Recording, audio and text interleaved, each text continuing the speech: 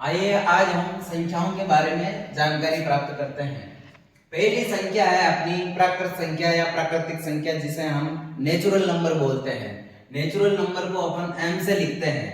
यह 1 से लेकर इंफिनिटी अनंत तक होती है। 1 2 3 4 5 6 एंड सो ऑन का सेट होती है। प्राकृत संख्या में सबसे छोटी प्राकृत संख्या 1 होती है और प्राकृत संख्या धनात्मक पूर्णांक होती है, क्योंकि इसमें सारी संख्याएं धनात्मक आती है।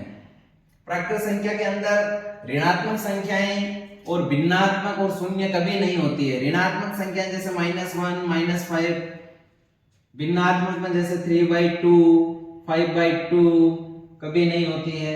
जैसे शून्य भी प्राकृत संख्या नहीं होती है। तो ये जो है सभी प्राकृत संख्याओं की पूरी डिटेल है। फिर दूसरी संख्या है अपने पास पूर्ण संख्या, जिसे होल नंबर बोलते हैं, जिसे W से प्रेजेंट करते हैं।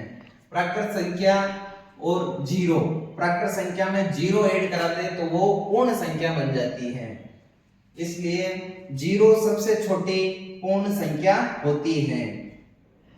सभी प्राकृत संख्याएं पूर्ण संख्याएं होती हैं, लेकिन सभी पूर्ण संख्याएं प्राकृत संख्याएं नहीं होती, क्योंकि इसके अंदर जीरो और आ जाता है। बल्कि प्राकृत संख्या में जीरो नहीं होता है, 1 से स्टार्ट होती है, और पूर्ण संख्या जो है 0 से स्टार्ट होती है। इसलिए सभी प्राकृत संख्याएं पूर्ण के अंदर होती है, लेकिन पूर्ण संख्याएं सभी प्राकृत नहीं होती है।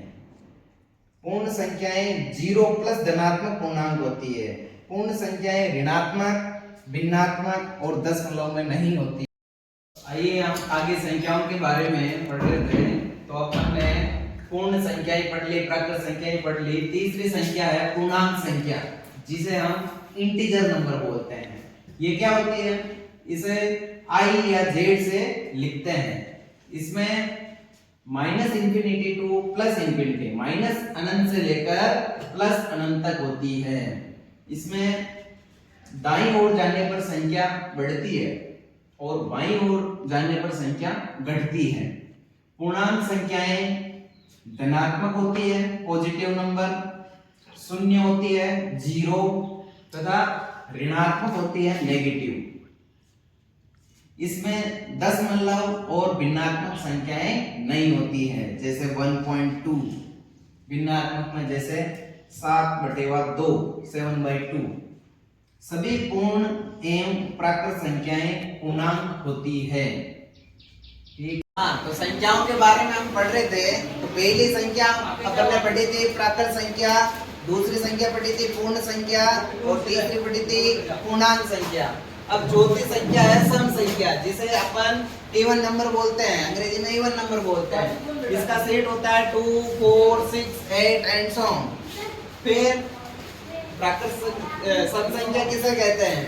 ऐसी संख्या जिसमें इकाई का अंक 0 2 4 6 8 हो, उसे सम संख्या बोलते हैं। फॉर एग्जाम्पल जैसे 12 के अंदर 2 इकाई का अंक क्या? 2 इकाई का अंक है।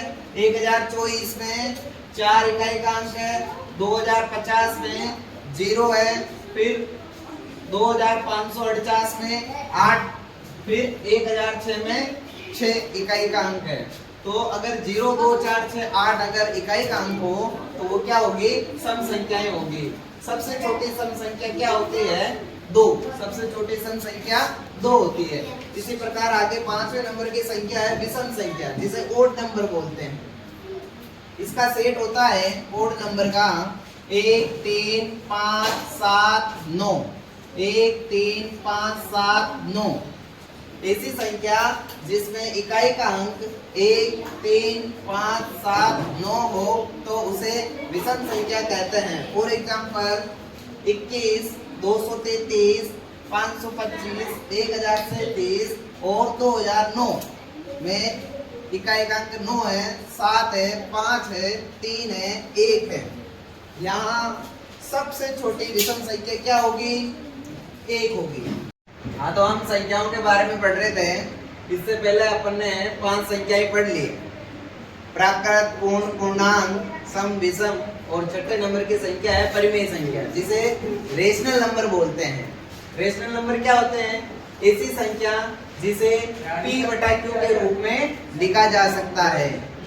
जहां p व q पूर्णांक है and q is not equal to 0, q के बराबर 0 नहीं होगा।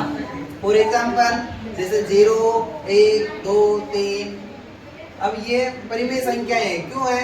क्योंकि इसके बटे में कुछ नहीं है तो अपन 1 लगा सकते हैं, और जैसे 1 लगाएंगे तो 0 भी पूर्णांक संख्या है और 1 भी जो है पूर्णांक संख्या है। पूर्णांक मतलब पॉजिटिव नंबर, नेगेटिव नंबर और 0, ये पूर्णांक नंबर होती है। √1 का मान 1 होता है तो 1 भी क्या हो गया? परिमेय संख्या। इसी तरह √4, √9 जिनका जो है कंप्लीट मान निकलता है, जिनका मान पूर्ण संख्या आती है, वो क्या होती है? परिमेय संख्या। इसी तरह 22/7, 22 पूर्णांक है, 7 भी पूर्णांक है और इनके बटे में 0 नहीं है, तो ये सभी संख्याएं क्या होगी? परिमेय संख्याएं होगी। लेकिन अगर उदाहरण ले अपन कि √5/1, यहाँ पे √5 जो है इसका मान 2.2 समथिंग होता है, जो कि पूर्ण संख्या नहीं है, तो ये परिमेय संख्या नहीं होगी। इसी तरह 7वें नंबर की संख्या देखते हैं, अपरिमेय संख्या, इरेशनल नंबर। ये क्या होती है? ऐसी संख्या जिसे p/q के रूप में नहीं लिखा जा सकता है, जहाँ p व q पूर्णांक है लेकिन q बराबर 0। यहाँ पे q के बराबर 0 हो सकता है, जैसे 1/0, 2/0, तो ये अपरिमेय संख्या है। और √2, √3, √5, √6 इनका मान जो है पूर्ण संख्या नहीं होती, इसलिए ये अपरिमेय संख्या है। जैसे √2 का मान जो है 1.414 और आगे चलता है, तो इसका मतलब ये जो संख्या क्या है?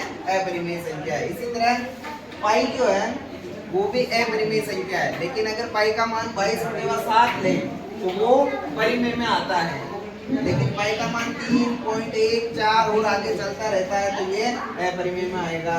इसी तरह 3√2, √2 अपरिमेय है तो 3√2 भी अपरिमेय संख्या होगी। 3 + √2 ये भी अपरिमेय संख्या होगी।